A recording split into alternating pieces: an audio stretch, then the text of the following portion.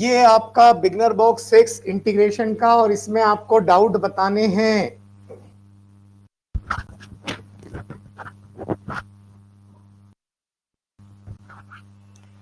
ये integration by substitution आपसे कहा था बेटा, है ना। एक तो इंटीग्रेशन बाय सब्स्टिट्यूशन, प्रतिस्थापन विधि से समाकलन, और साथ में ये डेफिनेट इंटीग्रेशन। इसमें डाउट के नंबर अगर बता दीजिए आप, अगर कहीं कोई डाउट है तो बताओ बेटा। मनीष कह रहे हैं कोई डाउट नहीं, हरिओम को भी कोई डाउट नहीं है, साक्षी, अनुराग, बाकी बच्चे बताओ बेटा। वेदिका, पवन, हैरी, अनुराग, वेदिका, पवन, कोई डाउट नहीं। और कौन बच रहा है भाई यहां पर? चतुर, कोई डाउट हो तो पूछो बेटा। भरत को भी कोई समस्या नहीं है।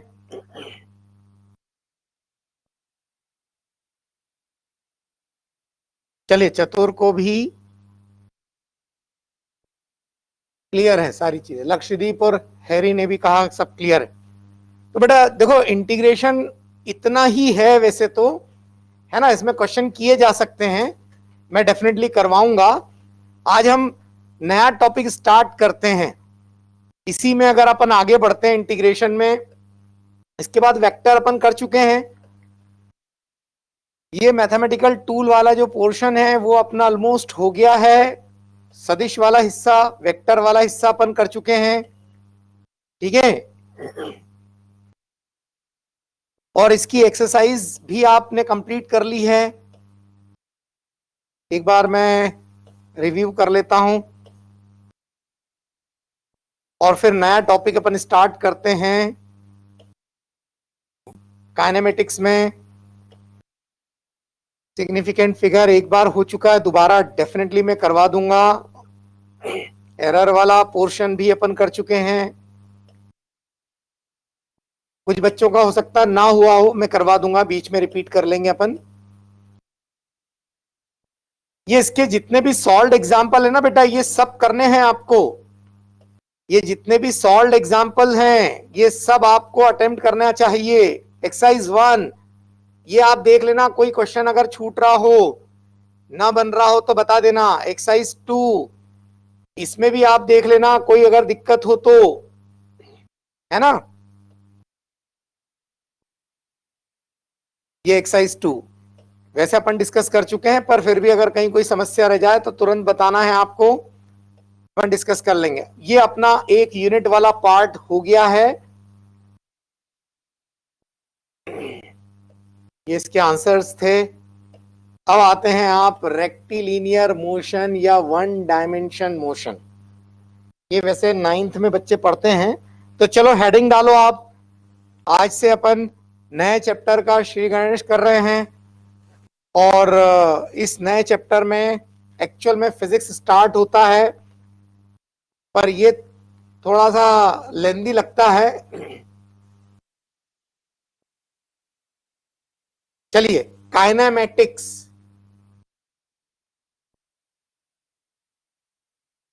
चैप्टर का नाम जो है यहां डाल लेते हैं अपन, चैप्टर का नाम।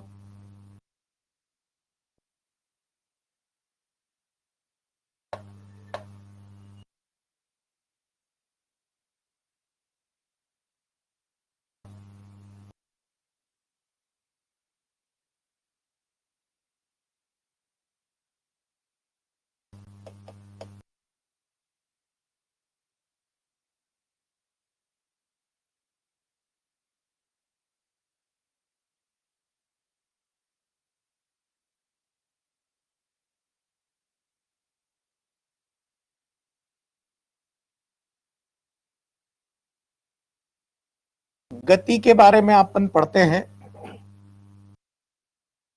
अगर कोई वस्तु एक स्थान से दूसरे स्थान पर चलती है तो उसकी जो गतियां हैं उनको हम 3 कैटेगरी में डिवाइड करते हैं। जो पहली कैटेगरी है उसे कहते हैं one dimensional motion. One dimensional motion. और अभी अपनों को यही देखना है, हिंदी में अगर कहें तो एक विमीय गति। अलग अलग तरीके से इसको डिफाइन करते हैं, आप लिखिए डेफिनेशन। मैं हिंदी और इंग्लिश दोनों में इसको बताता हूं बेटा। वन डायमेंशनल मोशन, एक विमीय गति,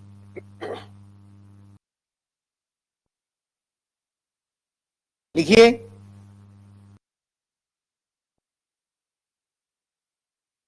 इंग्लिश में लिखें, if an object moves such that if an object moves such that its only one coordinate changes, its only one coordinate changes, then it is called one dimensional motion, one dimensional motion। Hindi में लिखे, जब कोई वस्तु इस प्रकार गति करती है, जब कोई वस्तु इस प्रकार गति करती है कि उसकी केवल एक विमा परिवर्तित होती है, कि उसकी केवल एक विमा परिवर्तित होती है, तब इस प्रकार की गति को, तब इस प्रकार की गति को एक विमीय गति कहते हैं, एक विमीय गति कहते हैं। ठीक है, मतलब एक कोऑर्डिनेट बदलना चाहिए। जैसे अगर अपन यहां पर देखें कि भी यहां अगर ये देखिए, ये तीन कोऑर्डिनेट्स हैं, ये एक्स अक्ष है, ये वाई अक्ष है, और ये जेड अक्ष है, एक्स वाई जेड। अगर कोई कण इस प्रकार से चलता है कि उसका केवल एक निर्देशांक, एक कोऑर्डिनेट बदल रहा है, वो ऐसा ऐसा ऐसा ऐसा जा रहा है, या ऐसा ऐसा ऐसा आ रहा है, या इधर जा रहा है, या इस तरफ जा रहा है, तो केवल एक कोऑर्डिनेट अगर बदलता है तो उसे कहते हैं, एक निर्देशांक अगर बदलता है तो उसे कहते हैं एक विमीय गति। निश्चित रूप से आप समझ गए होंगे कि द्विविमीय की क्या परिभाषा होनी चाहिए। जल्दी से नोट लिख ले आप। टू डायमेंशनल मोशन, द्विविमीय गति।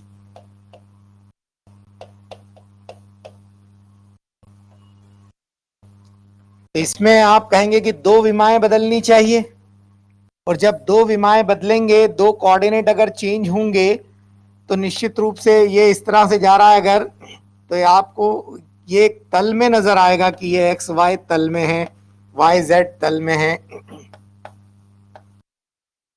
इसे आप मोशन इन अ प्लेन कह सकते हैं, एक तल में गति, एक तल में गति कह सकते हैं।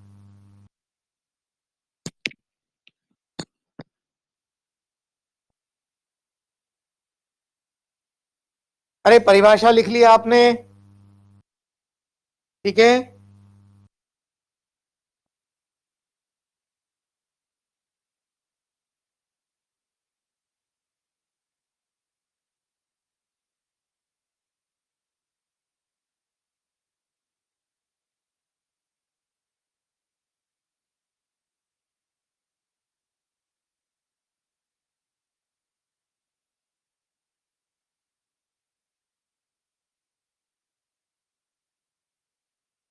चलिए, हाँ हाँ आ गया, वीडियो आ गया बेटा, अब आ गया है। चलो ठीक है, ठीक है, नेटवर्क की दिक्कत रही होगी। ओके, क्या सबने परिभाषा लिख ली है द्विविमीय गति की?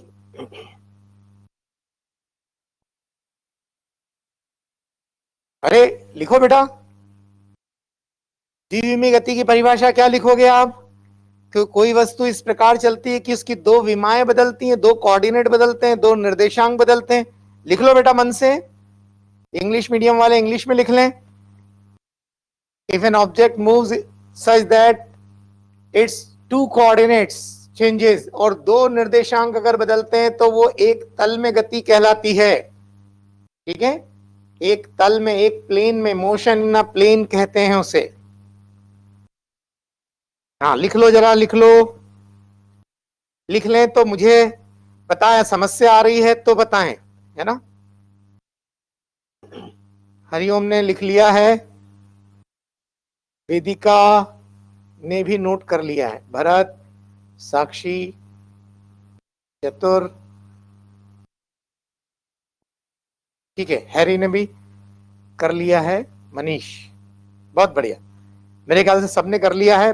ठीक है,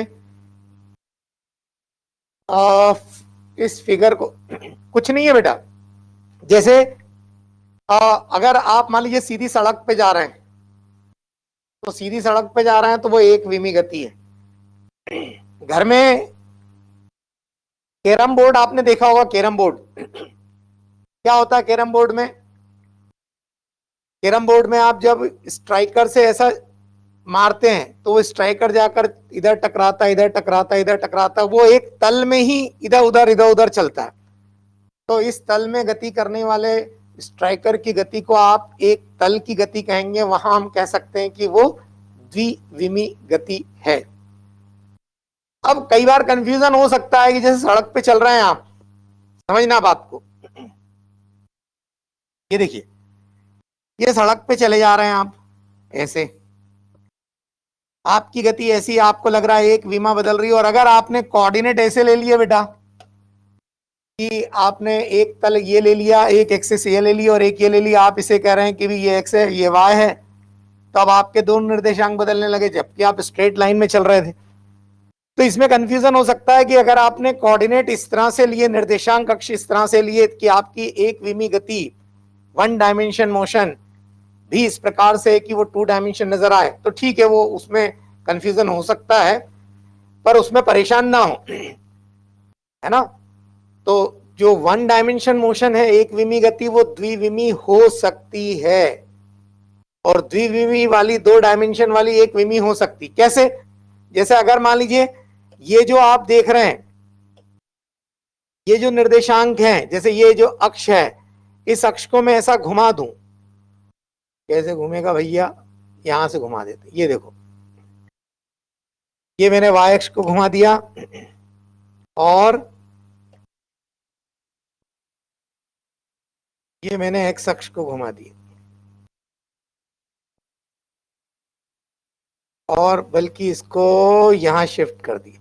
अब देखो जरा, यूं तो अभी आप चिल्ला चिल्ला के कह रहे थे कि दो विमी गति है, पर यहां पे देखोगे कि केवल एक निर्देशांक बदल रहा है, क्योंकि आपने x अक्ष को यहां से इधर ले आए। तो द्विविमी एक विमी हो सकती है, एक विमी द्विविमी हो सकती है ना। पर अगर कंटिन्यूसली दो एक्सिस जो है उन, वो कोऑर्डिनेट अगर बदलते हैं, जैसे स्ट्राइकर वाला मैंने एग्जांपल दिया कि कैरम बोर्ड के अंदर वो जो गोटी होती है या स्ट्राइकर होता है, वो इधर उधर घूमता है, वो एक तल की गति जो है वो टू डायमेंशन कही जा सकती है। अभी तो अपन पुराने चित्र को ही रिस्टोर कर देते हैं, ठीक है। पवन, क्या क्लियर हो गया बेटा?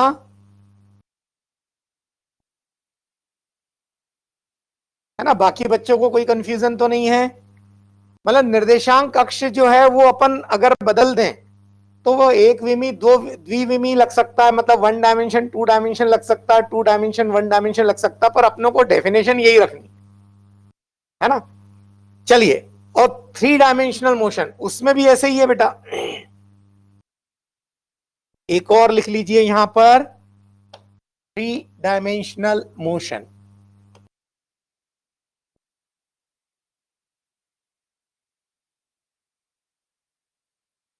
अरे डेफिनेशन तो मन से लिख सकते हैं ना अपन, अब लिखो जरा जल्दी से,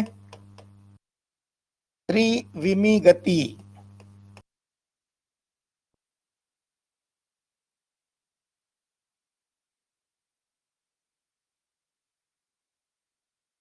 लिखो परिभाषा, कॉपी में लिख लो, जरा अपने मन से लिखो कि वस्तु इस प्रकार से चलती है कि इसकी तीन विमाएं एक साथ बदलती हों, तीन निर्देशांक बदलते हों, तो उसे त्रिविमी कहेंगे। If an object move such that its three coordinate changes, then such a motion is called three dimensional motion. ठीक है, लिख लो। और इसको समझाने की जरूरत वैसे तो नहीं है कि यहां पर तीनों निर्देशांक अगर बदल रहे हैं, जैसे एक पॉइंट से इस पॉइंट तक जा रहा है और इसका एक्स वाई जेड तीनों बदल रहे हैं, इसको आप मोशन इन स्पेस भी कह सकते हैं। मोशन इन स्पेस, या इसको अंतरिक्ष में गति। उदाहरण के लिए जैसे चिड़िया उड़ती है,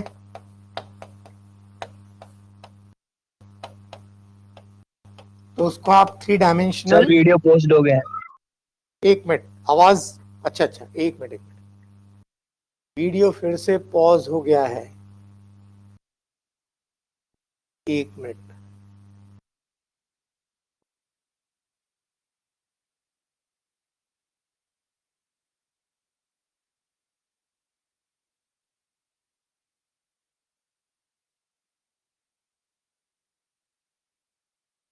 ठीक है ठीक है, चलो। चिड़िया का उड़ना, चिड़िया का उड़ना जो है वो त्रिविमी गति का उदाहरण है।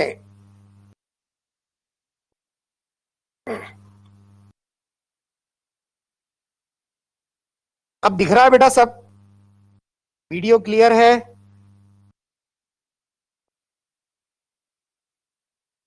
ठीक है, ये नोट कर लें, थ्री डायमेंशनल मोशन।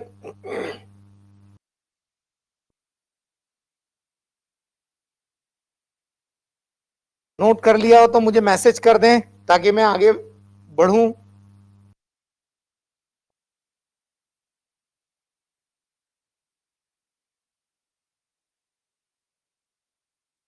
बहुत बढ़िया।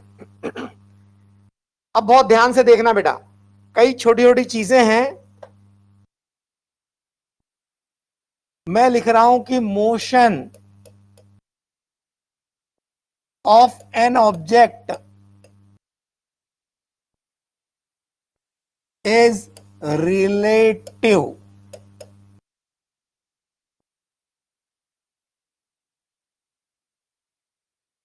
किसी भी वस्तु की जो गति है वो सापेक्षिक होती है।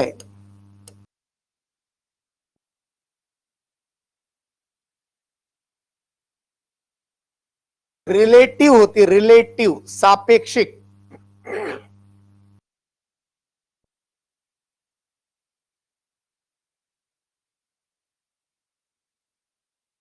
जैसे जैसे मान लीजिए कि आप अपने कमरे में बैठकर पढ़ रहे हैं, तो आप अपने कमरे में बैठकर पढ़ रहे हैं और आपको जो दूसरी वस्तुएं आपके सामने, अगर वो टैब रखा हुआ है या मोबाइल है ना, या लैपटॉप है, जिससे भी आप ये देख रहे हैं, वो लैपटॉप आपको कैसा नजर आ रहा है?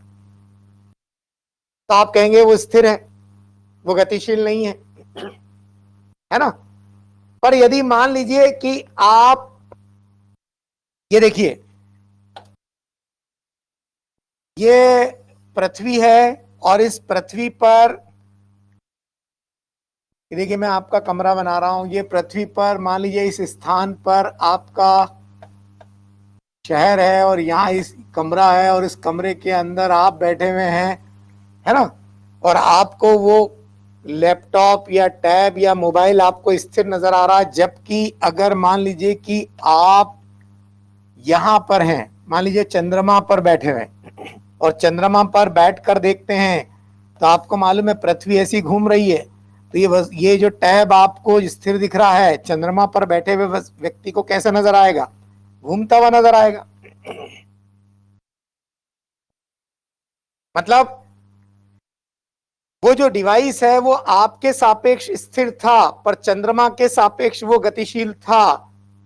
तो इस प्रकार से जो वस्तु स्थिर नजर आ रही थी आपको, वो किसी और के सापेक्ष, किसी और के रिस्पेक्ट में घूमती हुई नजर आ रही है, चलती हुई नजर आ रही है।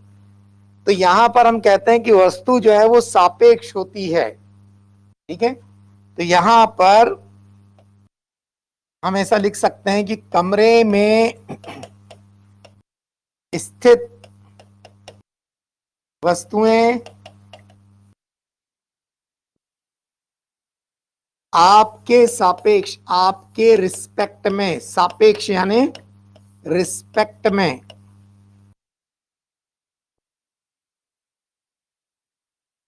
स्थिर हैं, गतिशील नहीं है, स्थिर हैं। जबकि जो मून है, चंद्रमा, चंद्रमा के सापेक्ष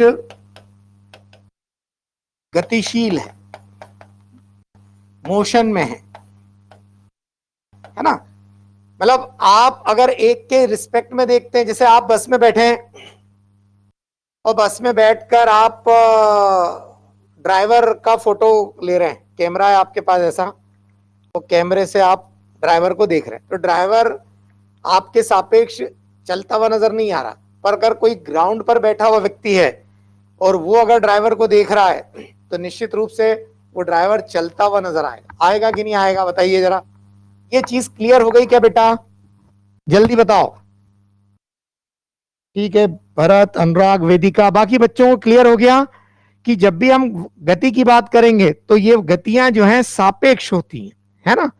बहुत बढ़िया, सबने मैसेज कर दिए, लक्षदीप, पवन, मनीष, चतुर, हरि, साक्षी, सबने मैसेज किए। चलिए, बहुत बढ़िया, नोट कर लिया आपने ये बात। अब मैं पहली टर्म बता रहा हूं, ये बार बार वीडियो पॉज हो रहा है ना, फिर पॉज हो गया, रुको 1 मिनट बोलता हूं मैं।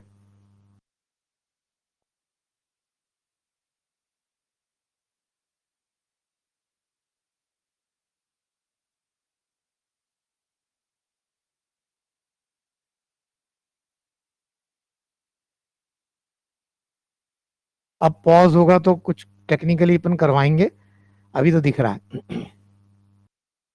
हाँ, चलिए, सबसे पहली टर्म हम देख रहे हैं यहां पर, वो है पोजीशन। सबसे पहली टर्म हम जो देख रहे हैं, पोजीशन, जिसको कहते हैं स्थिति,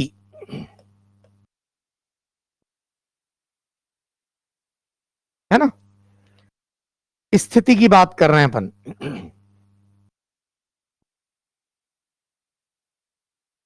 ये जो आपने मान लीजिए कि यहां पर कोई वस्तु ले ली है, ये मान लीजिए कि चिड़िया है। अब वो चिड़िया जैसी आपको नजर ना आए, ये चिड़िया है भैया।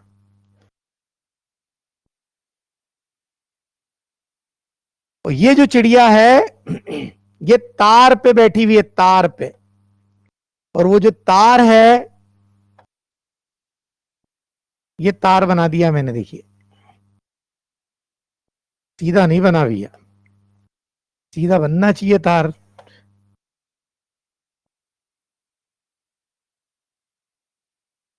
ये तार है, इस तार पर चिड़िया बैठी है। अब आपको अगर कहा जाए कि इस चिड़िया की स्थिति बताओ, तो आप कहेंगे कि तार पे बैठी है। स्थिति बताओ, स्थिति, पोजीशन बताओ। तो आपको पोजीशन बताने के लिए कोई रेफरेंस चाहिए, मतलब आपको कुछ ना कुछ संदर्भ चाहिए। पोजीशन के लिए आपको क्या चाहिए? रेफरेंस, कि आप बता पाए संदर्भ। जैसे अगर आपसे पूछा जाए कि चतुर बेटा आपका घर कहां है, और आपने कहा कि आपका घर तो पृथ्वी पर है, तो फिर कहा जाएगा बेटा पृथ्वी पर ढूंढने में तो बड़ी दिक्कत आएगी, कोई रेफरेंस बताओ। तो आप कहेंगे कि राजस्थान में है। फिर राजस्थान में है तो राजस्थान भी बहुत बड़ा है, तो कोई और रेफरेंस बताओ। तो फिर आप कहेंगे कि उसमें इस शहर में, मान लीजिए सीकर है तो सीकर में है, सीकर में वो मतलब और रेफरेंस बताओ तो आप कहेंगे कि वो ऐसे, तो आपको कोई ना कोई रेफरेंस यानी संदर्भ की जरूरत पड़ती है, तभी आप एग्जैक्ट स्थिति बता पाते हैं। तो जैसे इस चिड़िया की बात कर रहे हैं, आप कहेंगे कि ये मान लीजिए एक इलेक्ट्रिक पोल है, ये देखिए ये इलेक्ट्रिक पोल है,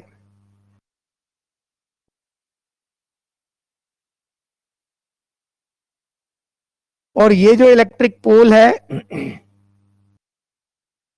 आप कहेंगे कि इस इलेक्ट्रिक पोल से राइट साइड में है। आप क्या कह रहे हैं, इस विद्युत पोल से राइट में है, ये पोल है पी, पोल यानी खंबा, पोल पी से राइट यानी दाहिनी ओर, राइट साइड पर मान लीजिए 20 मीटर है। अगर मैं राइट साइड पर अगर नहीं कहता, जैसे यहां हटा लेता, राइट साइड वर्ड को हटा लेता, अगर मान लीजिए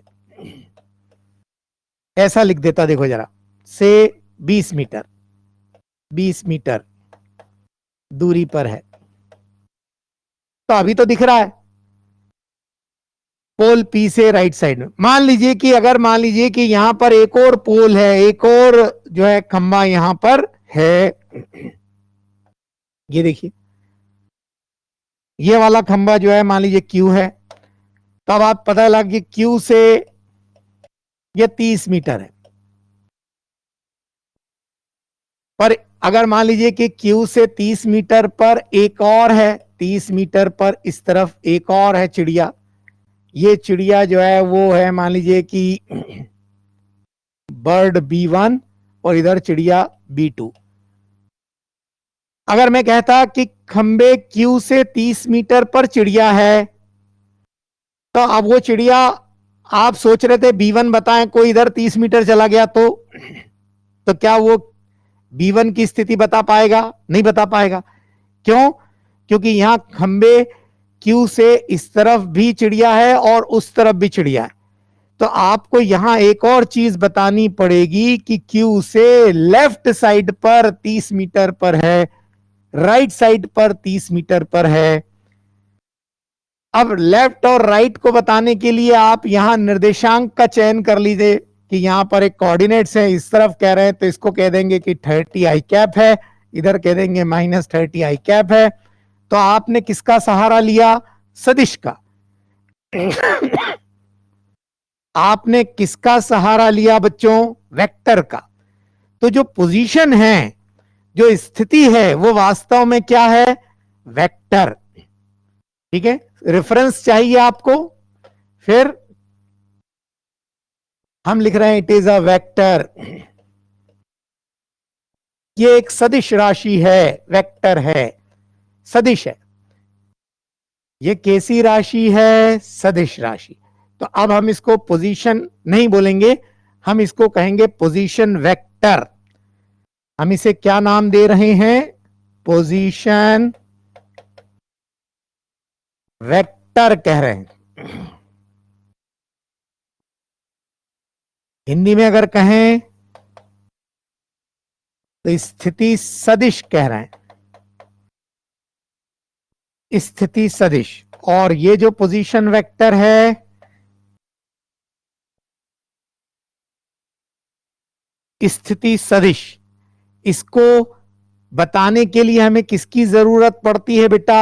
हमें जरूरत पड़ती है रेफरेंस की। क्या आप रेफरेंस मतलब मूल बिंदु कह सकते हैं, ओरिजिन, मूल बिंदु, ओरिजिन कह सकते हैं कि आपने ओरिजिन क्या लिया। तो फाइनली हमने एक टर्म या एक पद परिभाषित किया कि पोजीशन यानी स्थिति सदिश। हेडिंग डाल लें आप, ये सब लिख लिया तो अच्छी बात है। तो मैं एक पोजीशन वेक्टर या स्थिति सदिश, ये हेडिंग डालें, मैं लिखवा देता हूं।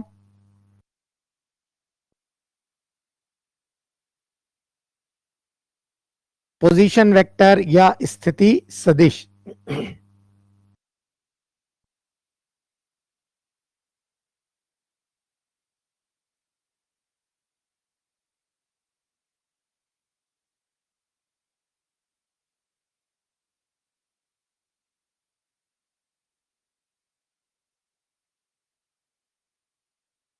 चलिए लिखें पोजीशन वेक्टर या स्थिति सदिश।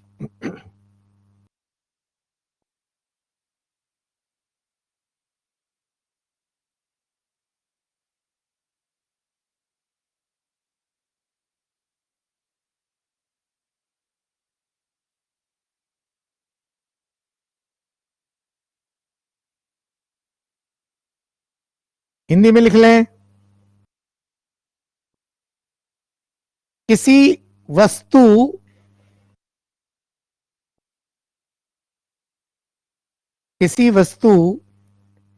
की स्थिति को किसी वस्तु की स्थिति को मूल बिंदु से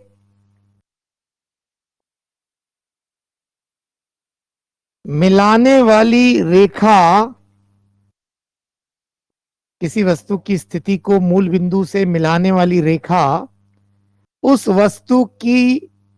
वस्तु का स्थिति सदिश कहा जाता है।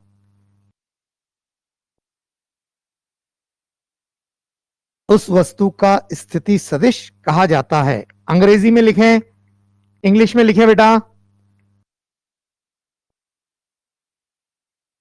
a line which joins the origin to a position of an object, a line which joins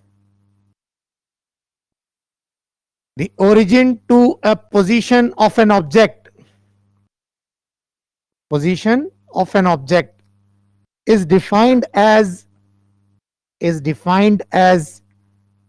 a position vector.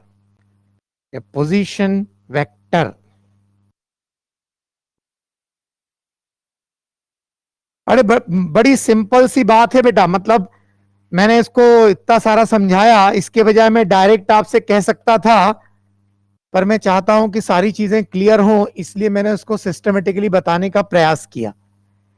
बहुत सिंपल सी बात है कि जैसे अगर मान लीजिए कि आपके पास कोई पॉइंट है, ये बर्ड है, तो ये मूल बिंदु है, आपको रेफरेंस की जरूरत पड़ती, जैसे आपको चिड़िया की स्थिति बताने के लिए रेफरेंस क्या चाहिए था, तो आपने पोल ले लिया। कौन सा पोल लिया, उसका नामकरण कर दिया, तो यहां पर रेफरेंस के तौर पर आपने ये मूल बिंदु ले लिया, ओरिजिन ले लिया। इस ओरिजिन से ये पॉइंट P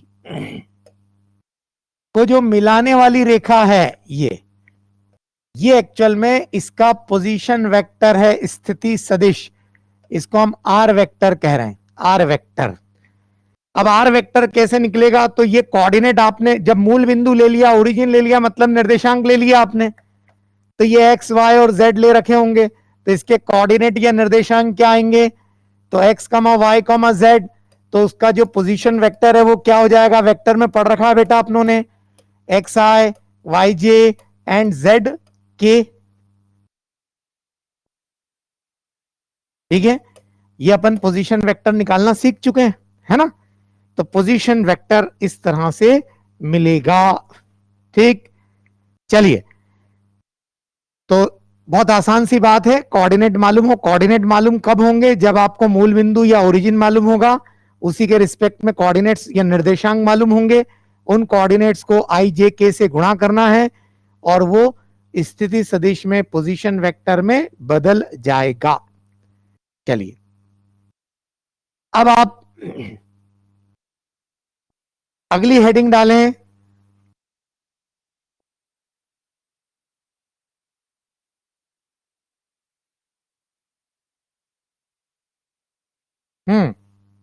लिखिए, अगली हेडिंग में आता है दूरी और विस्थापन परिभाषित करना है हमें, है ना। तो पहले अपन दूरी की बात कर लेते हैं। दूरी, जिसे हिंदी में मतलब इंग्लिश में डिस्टेंस कहते हैं, डिस्टेंस। इसको मैं स्मॉल डी से बताना चाहता हूं। ठीक है, दूरी, जैसे अगर मान लीजिए वो चिड़िया यहां है पी पर और वो क्यू पर जाती है, तो जाने के लिए हो सकता है वो हवा में उड़कर ऐसी जाए, वो हो सकता है तार पे चलती हुई ऐसी जाए, या हो सकता है पहले जमीन पर आए, जमीन से यहां आए, फिर यहां से घूमकर इधर आए।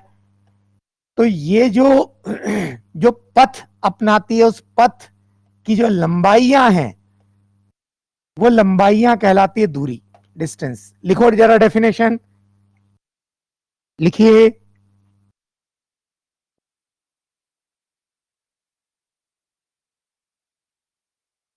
लिखिए, इंग्लिश में लिख लें। The length of the path, the length of the path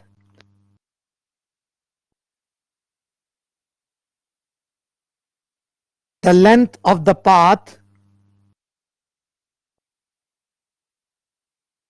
is called a distance, is called a distance। Hindi में लिखें,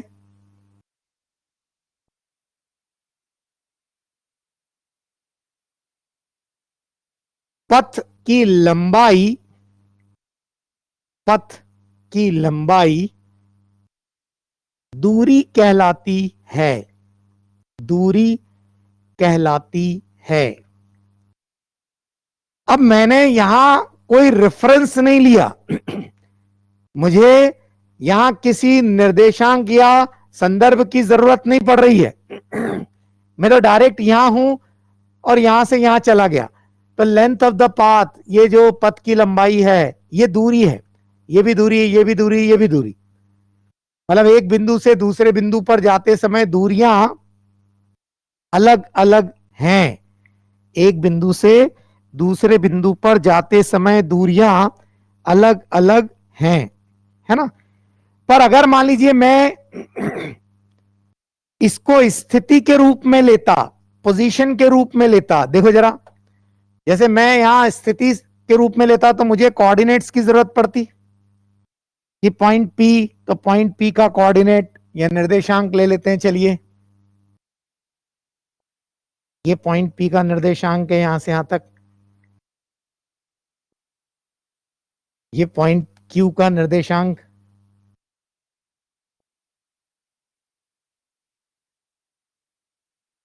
ये देखिए।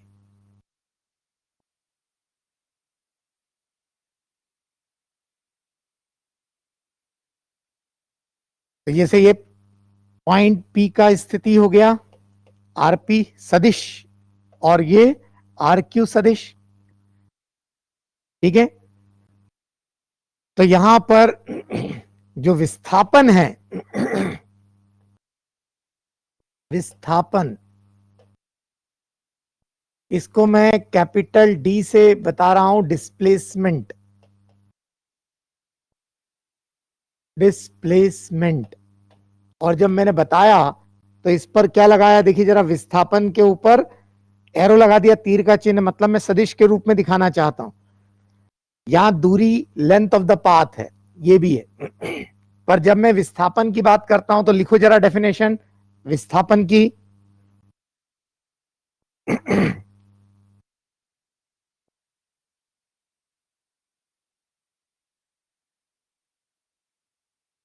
विस्थापन या डिस्प्लेसमेंट, लिखो जरा डेफिनेशन।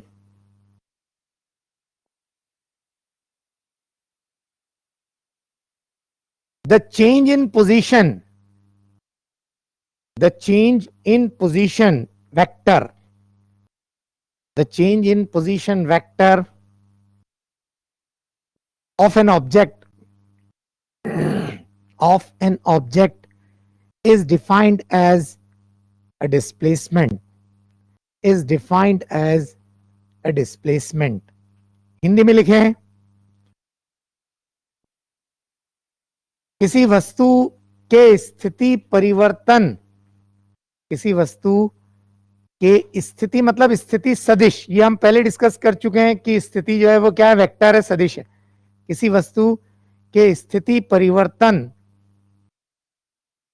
को विस्थापन कहा जाता है, विस्थापन कहा जाता है। देखो जरा, तो जो डिस्प्लेसमेंट है वो बेसिकली क्या हो गया बच्चों, जरा देखिए। डिस्प्लेसमेंट डी को आपने क्या कहा, परिवर्तन स्थिति सदिश। तो जैसे ये आ गया परिवर्तन, यानी डेल्टा आर कह सकते हैं, चेंज इन पोजीशन वेक्टर। स्थिति सदिश में परिवर्तन, जब भी परिवर्तन की बात की जाती है त्रिभुज लगा देते हैं। जैसे आर के आगे मैंने त्रिभुज लगाया, मतलब आर यानी स्थिति सदिश, पोजीशन वेक्टर, उसके आगे डेल्टा लगा दिया, मतलब परिवर्तन की बात करो। परिवर्तन मतलब बाद वाला माइनस पहले वाला, तो बाद वाला ये यहां आ गया क्यू पर, तो आर क्यू है इसका पोजीशन वेक्टर, ये देखिए, माइनस आर पी है इसका प्रारंभिक स्थिति सदिश, इनिशियल पोजीशन वेक्टर। तो R Q minus R P को आप डिस्प्लेसमेंट वेक्टर कह सकते हैं। पहले बताओ, ये विस्थापन की परिभाषा समझ में आई क्या, जरा जल्दी से बताओ।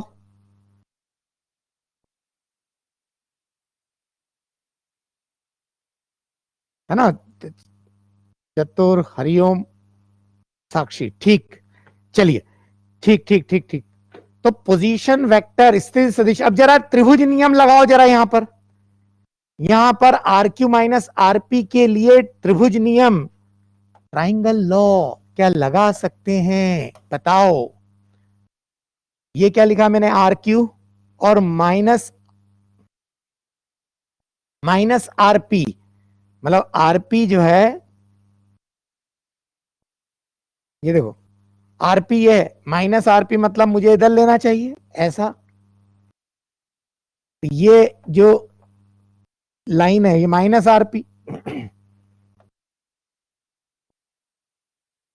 ये आपका माइनस आरपी हो गया। तो माइनस आरपी को मैं ऐसा लिख देता हूं, देखो जरा, ये माइनस आरपी पहले लिख दिया, प्लस आर क्यू, ऐसा लिख सकते हैं इसको। ये minus RP plus R Q, क्या इसको मैं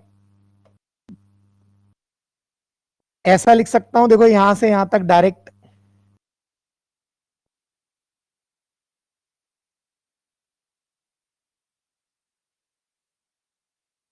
ये वाला, ये देखो minus R P plus R Q बराबर ये वाला, और ये वाला जो है वो डी के बराबर है, डी टू के, मतलब ये विस्थापन सदिश हो गया बेटा, पी टू क्यू।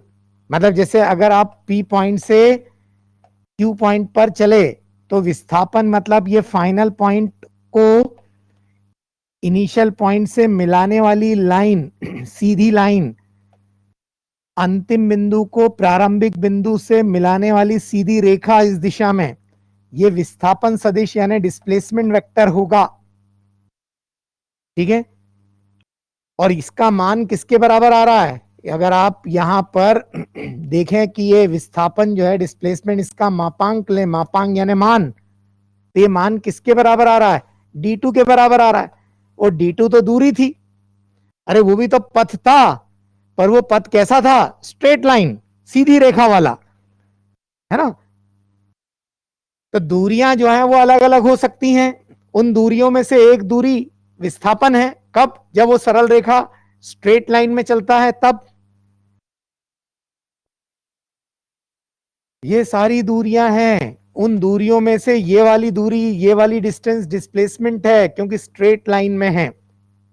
ये बात क्लियर हो गई क्या, जल्दी बताओ।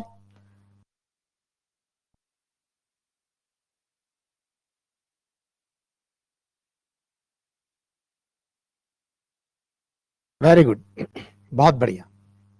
चलिए, नोट कर लिया क्या आप लोगों ने ये, तो आगे बताऊं मैं।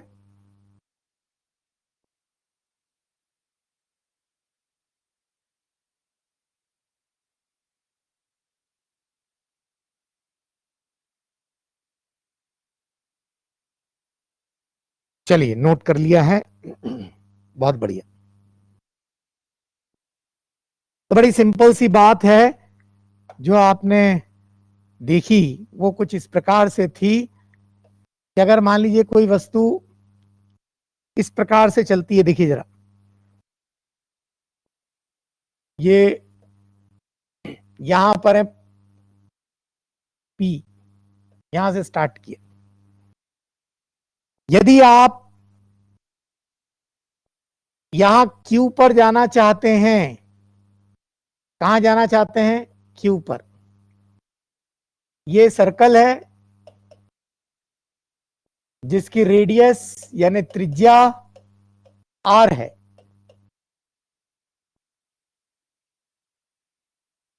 पी से क्यू पर कोई वस्तु जाती है,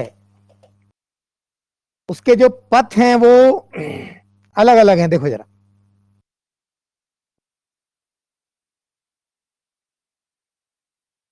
जैसे जब वो इस पथ को फॉलो करते हुए जाती है ऐसी, ये है पथ नंबर 1। दूसरा, ये पथ नंबर 2, ये केंद्र तक आई, सेंटर तक और इधर आ गई, ये पथ सेकंड है। तीसरा,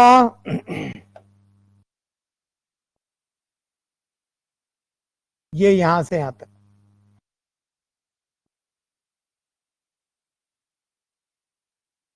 ये वाला पाथ उसने फॉलो किया, पथ नंबर 3। ठीक है।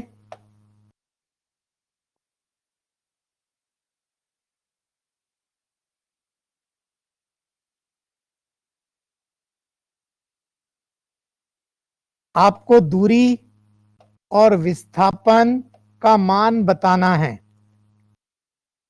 और ये पथ है। यहां मैंने पाथ 1, पाथ 2 और एक और पाथ ले लेते हैं 3।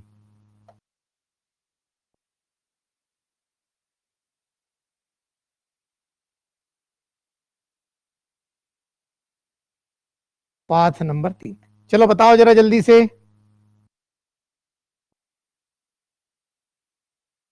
राइटिंग इतनी बड़ी लिखी है कि आप मोबाइल पर भी देख रहे हैं तो आसानी से देख पाए।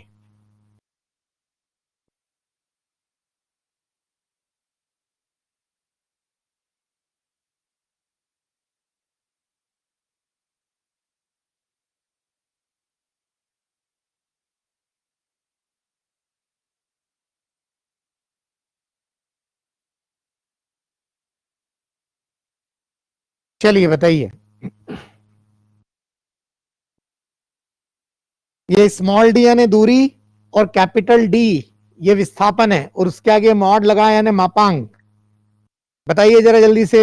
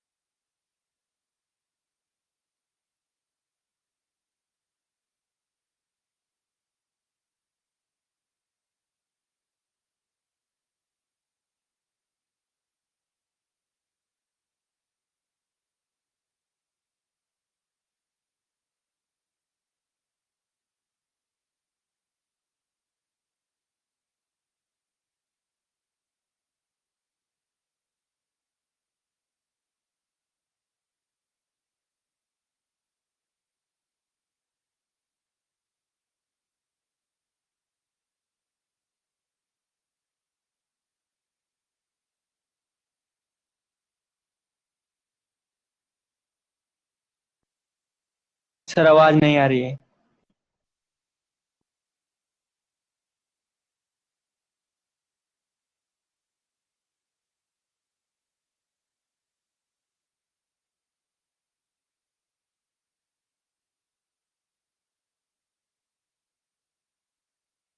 अब आ रही है क्या बेटा वॉइस?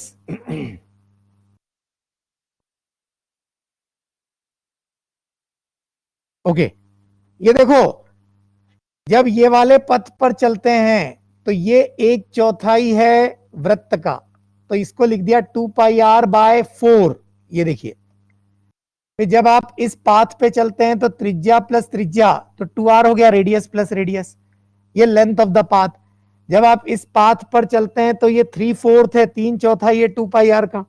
तो ये जो पथ की लंबाइयां हैं इसको आप क्या कह रहे हैं? दूरी। अब रही बात चेंज इन पोजीशन की, तो स्थिति परिवर्तन कहां से कहां गए आप? तो आ गए क्यू पर, ये आपका फाइनल, ये आपका इनिशियल। तो सीधी रेखा से मिलाइए आप, ये ऐसा। तो ये जो आपको सीधी रेखा नजर आ रही है,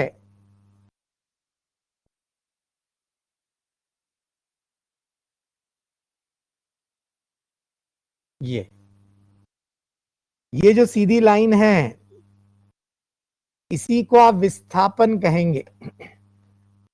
और फिलहाल तो डायरेक्ट दिख रहा है, क्या डायरेक्ट दिख रहा है कि ये आर और ये आर, तो ये हाइपोटेन्यूस या कर्ण हो गया, तो √2r है। जब आप दूसरे पाथ पर जाएंगे तब भी स्थिति सदिश का परिवर्तन, चेंज इन पोजीशन वेक्टर वैसे ही आएगा, p से q, तो ये फिर से √2r ही आना है। जब आप इस तीसरे पाथ से आते हैं तब भी चेंज इन पोजीशन पथ पर निर्भर नहीं कर रहा है, ये तो पोजीशन पर डिपेंड कर रहा है, √2r ही आ रहा है।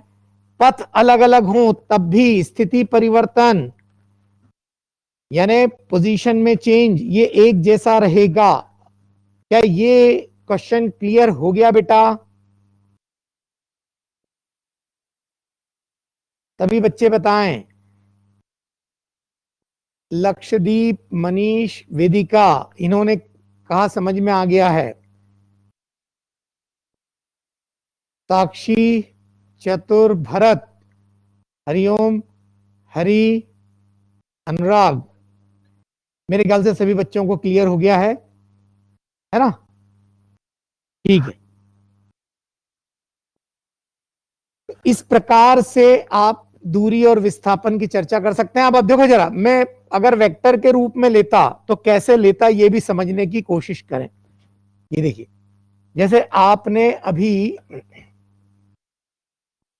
ये वृत्त बनाया था और इस वृत्त या सर्कल में आप यहां से यहां आए थे, है ना? ये P था, ये Q था, ठीक है। अब अगर मैं मान लीजिए कि इसको सदिश से यानी वेक्टर से करना चाहता तो मुझे रेफरेंस की जरूरत पड़ती है। रेफरेंस, संदर्भ, ओरिजिन, मूल बिंदु, कोऑर्डिनेट, निर्देशांक, इनकी आवश्यकता पड़ती है जब भी मैं सदिश की बात करता हूं, वेक्टर की बात करता हूं। तो मुझे किसी ना किसी को मूल बिंदु मानना होगा। अगर मैं इसके सेंटर को मूल बिंदु यानी ओरिजिन मान लूं, जरा देखिए, जैसे यदि ये देखिए,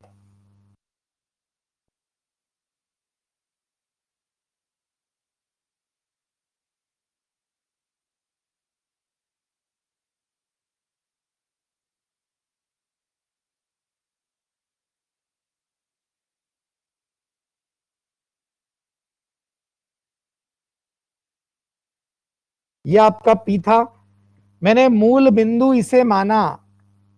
अब P का स्थिति सदिश, तो इसके कोऑर्डिनेट क्या लिखोगे? यहां y कोऑर्डिनेट r के बराबर है और जो x निर्देशांक है, चूंकि ये y अक्ष पर ही है, y एक्सिस पर ही है, इसलिए इसका x निर्देशांक कितना आएगा?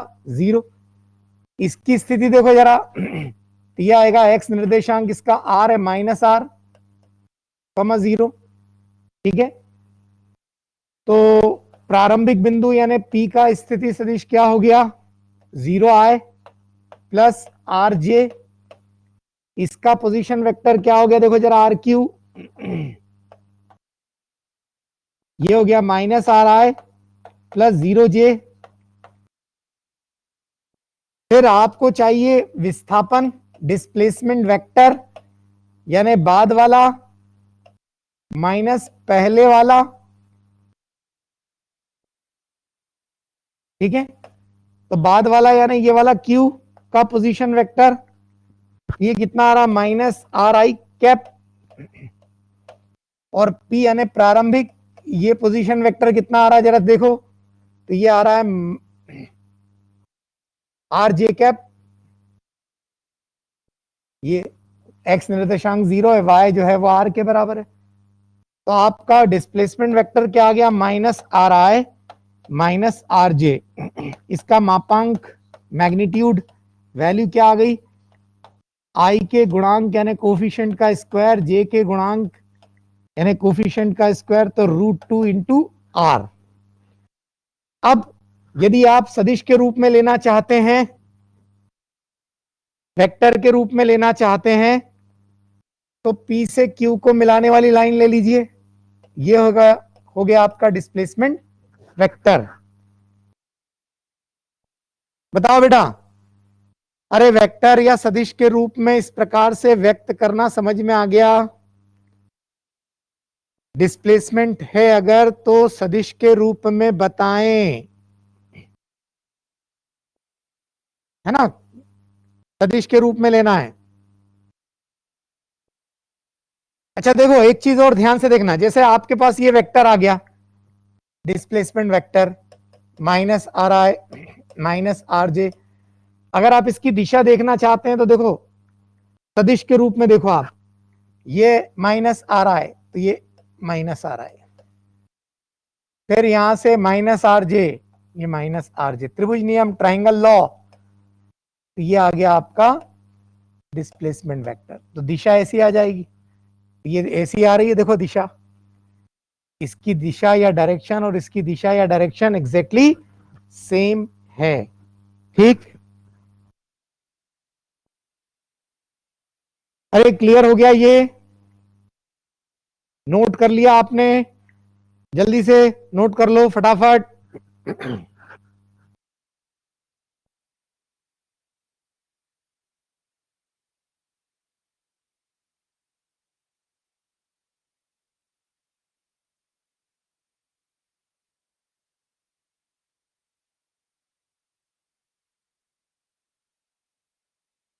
ओके,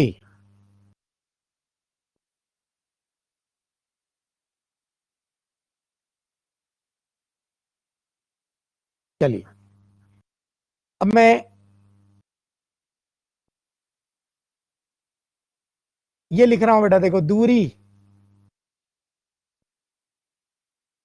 यानी डिस्टेंस और विस्थापन यानी डिस्प्लेसमेंट, इसके मान की बात करते हैं। यहां पर मैं कौन सा चिन्ह लगा सकता हूं, कौन सा साइन यूज कर सकता हूं, बताइए जरा। कोष्टक में ब्रैकेट में कौन सा साइन या चिन्ह का उपयोग किया जा सकता है, बताइए।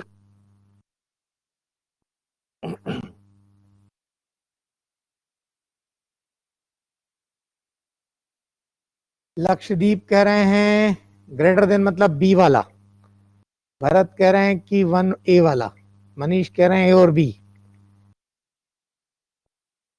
हरिओम और हैरी,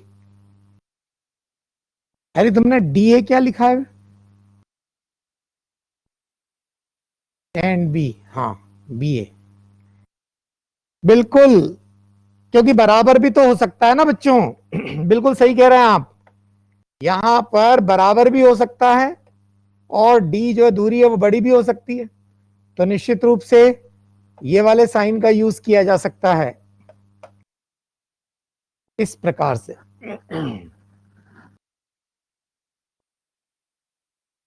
ठीक है, दूरी और विस्थापन, अब इसको तय करने की जो दर है उसे हम किस नाम से जानते हैं? चाल से, है ना, वेग से। चलिए, चाल, जिसको हिंदी में, मतलब जिसको अंग्रेजी में स्पीड कहते हैं।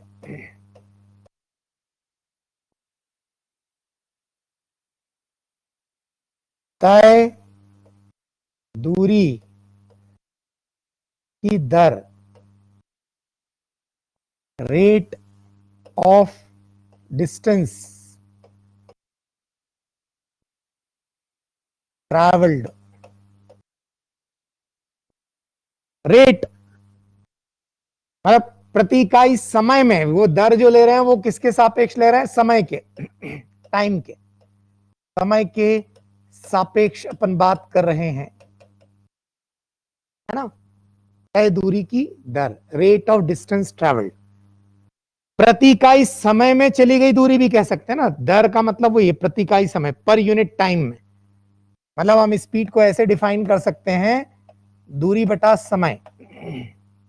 और वहीं अगर मैं डिस्प्लेसमेंट की बात करता, डिस्प्लेसमेंट यानी विस्थापन, तो डिस्प्लेसमेंट या विस्थापन की अगर चर्चा करते तो हम कहते हैं रेट ऑफ डिस्प्लेस, नहीं नहीं नहीं, वेग की बात कर रहे हैं अपन। डिस्प्लेसमेंट तो पढ़ लिया आप लोगों ने, हम बात कर रहे हैं वेलोसिटी की, यानी वेग की। वेग की अगर बात करता तो इसे कहते हैं रेट ऑफ डिस्प्लेसमेंट, विस्थापन की दर। इसे क्या कहते हैं? विस्थापन की दर, यानी प्रति इकाई समय में विस्थापन, पर यूनिट टाइम में डिस्प्लेसमेंट, प्रति इकाई समय में विस्थापन। अब अगर आप इसकी इकाई की बात करते तो ऊपर विस्थापन आप मीटर में लेते, समय सेकंड में लेते तो मीटर पर सेकंड कह सकते थे इसको, या अगर किलोमीटर और आर में लेते, किलोमीटर प्रति घंटा। जब आप इसकी इकाई या यूनिट की बात करते तो दूरी मीटर में और समय सेकंड में, या फिर किलोमीटर प्रति घंटा ये लेते आप, सेंटीमीटर भी हो सकता है। अब चूंकि ये दूरी है और दिशा इसकी निश्चित नहीं है, तो दूरी अदिश, तो चाल भी अदिश, यानी स्केलर। और वहीं डिस्प्लेसमेंट वेक्टर है बेटा, सदिश, तो इसे भी आपको सदिश कहना होगा। इतनी बातें क्लियर हो गई क्या? Basic basic.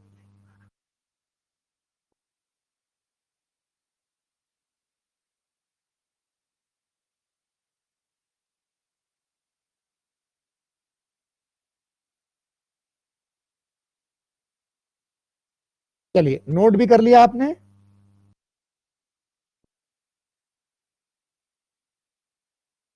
ठीक है, ठीक है, चलिए। अब सामान्यतः दोनों की इकाई सेम है ना। डिस्टेंस व डिस्प्लेसमेंट दोनों की जो यूनिट है वो मीटर प्रति सेकंड या किलोमीटर प्रति घंटा है, दोनों। अगर आप कन्वर्ट करना चाहते हैं कि जैसे 1 किलोमीटर प्रति घंटा, किलोमीटर यानी 1000 मीटर, और 1 घंटे में 60 मिनट और हर मिनट में 60 सेकंड, मतलब 3600 सेकंड। ये दो शून्य से दो शून्य कैंसिल, 5/18। ये याद रखें। क्यों याद रखें? जैसे अगर मान लीजिए आपसे कहा जाता है कि जैसे 90 किलोमीटर पर आवर, 90 किलोमीटर प्रति घंटे की चाल है, तो इसको 5/18 से गुणा कर दें, ये किस में कन्वर्ट हो जाएगा? मीटर प्रति सेकंड में, मीटर पर सेकंड में कन्वर्ट हो जाएगा, है ना। जैसे मान लीजिए कि 54 km/h दिया है, तो 54 इंटू 5/18 कर देंगे, 18 × 54 15 मीटर/सेकेंड। ये इस प्रकार से कन्वर्ट हो जाएगा। जैसे अगर उसने दिया 20 मीटर/सेकेंड, तो मीटर यानी 100 सेंटीमीटर/सेकेंड पर सेकेंड, है ना।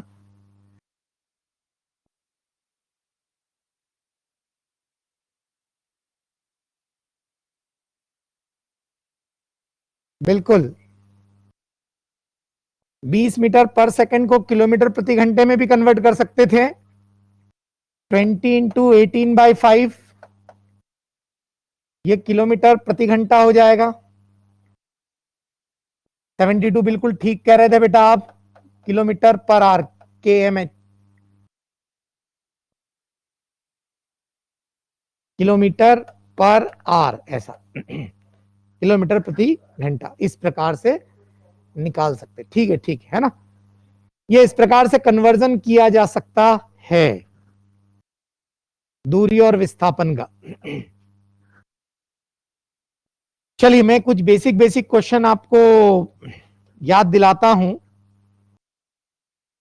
कहां है भी अपनी बुकलेट, ये है बुकलेट, ये रेक्टिलिनियर मोशन, ये सब basic basic reference frame, position vector मैंने आपको समझाया, डिस्टेंस और डिस्प्लेसमेंट आपको, ये एग्जांपल आप एक बार देख लेना। औसत वेग अभी बताएंगे बेटा, है ना, अभी नहीं बताया है। ये करना है भी आपको, इलस्ट्रेशन 1, इलस्ट्रेशन 2, ये औसत वाला छोड़ देना। बिगनर बॉक्स 1 का फर्स्ट, सेकंड, थर्ड, ये 3 करने हैं। फर्स्ट, सेकंड, थर्ड, 3 प्रश्न जो है ये वाले भी आपको करने हैं। 3 इलस्ट्रेशन और 3 क्वेश्चन। एक बार आप सारी चीजें जो आज पढ़ी थी एक बार देखो, कोई कंफ्यूजन हो तो पूछना शुरू करें आप। 4-5 मिनट अपन थोड़ा सा पुराने जो आज पढ़ा है उसमें कोई कंफ्यूजन हो तो पूछ लें। देख लो एक बार, रीड कर लो जरा जल्दी से।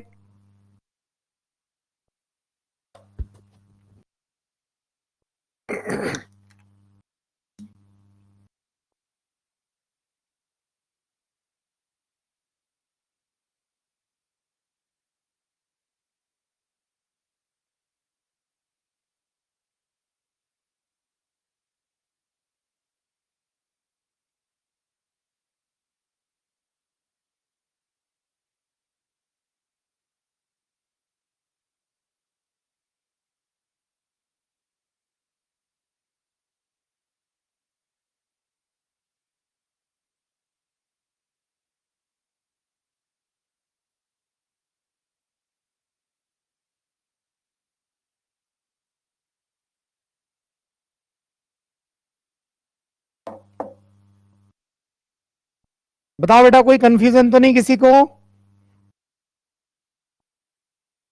आज जो थ्योरी हमने पढ़ी है इसमें शुरू से देख लो, सारी चीजें देख लो बेटा, जल्दबाजी नहीं है। 2 मिनट का टाइम और है, आराम से देख लो। कोई कंफ्यूजन हो तो डिस्कस कर ले अपन। मन में कोई प्रश्न उभर रहा हो तो आप उसे बताएं ताकि अपन उसे डिस्कस करें।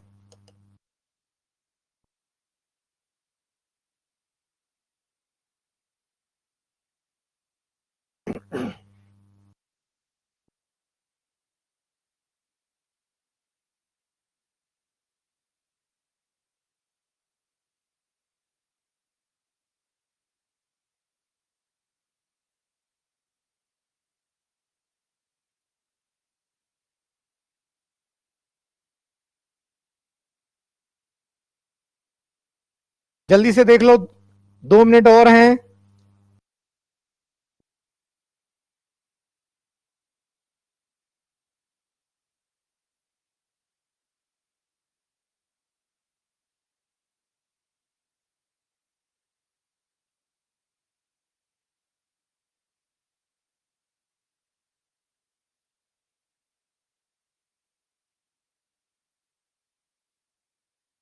1 मिनट और है, जरा जल्दी से देख लो, कहीं कोई और डाउट आ रहा हो तो बताइए बेटा।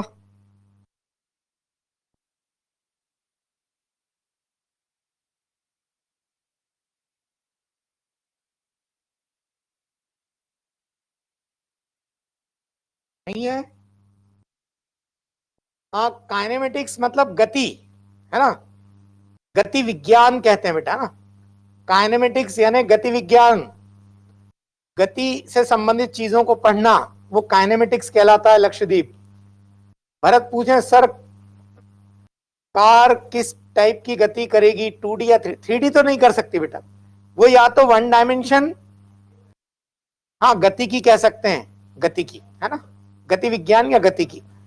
भरत, कार जो है वो 1 डायमेंशन या 2 डायमेंशन होगा, 3 डायमेंशन नहीं लेंगे उसे, ठीक है, एक विमी या द्विविमी, ये निर्भर करता है निर्देशांक आप क्या लेते हैं। चलिए, राजेंद्र सर इशारा कर रहे हैं कि भी समय सीमा समाप्त हो गई है ना, तो असाइनमेंट मैंने बता दिया है, इलस्ट्रेशन फर्स्ट सेकंड थर्ड और बिगनर बॉक्स 1 के क्वेश्चन 1 2 3। चलिए ठीक है, गुड बाय।